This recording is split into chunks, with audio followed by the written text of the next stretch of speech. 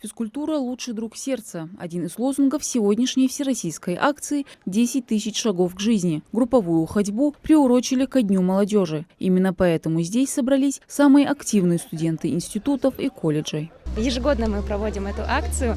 И вообще это, как сказать, минимальные затраты сил. И,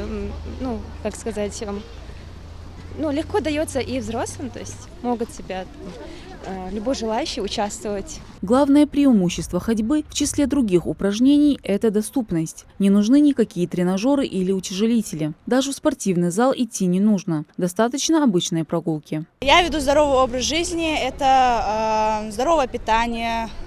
Каждый день, например, бегать, что-то, заниматься каким-то либо видом спорта.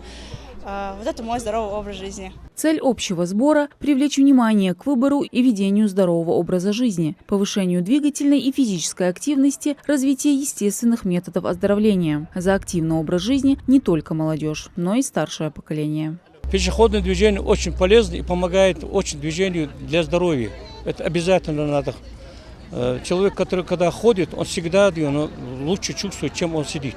Ежегодно в акции принимают участие больше 1 миллиона человек из более 700 населенных пунктов России. 10 тысяч шагов к жизни основа на рекомендации Всемирной организации здравоохранения. Проходить в день для поддержания минимума нормальной физической активности от 6 до 10 тысяч шагов. Минимум того, что человек может себе сделать для своего организма, и самый доступный вид спорта – это ходьба. И, соответственно, минимум, что мы можем для себя сделать, это 10 тысяч шагов в день.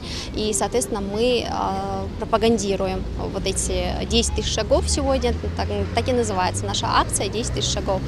Сегодня своим примером наши студенты, Министерство спорта, врачи покажут своим примером то, как это полезно, почему это надо. И каждый год это приносит свои плоды. Акцию проводит Министерство здравоохранения Ингушетии при поддержке администрации Магаса и Назрани, волонтеров-медиков и волонтеров Красного Креста. Такая ежедневная физическая активность может помочь улучшить физическую форму, укрепить мышцы и поддержать здоровье сердца. Мадина Цора, Муслим Арчаков, Магас 24.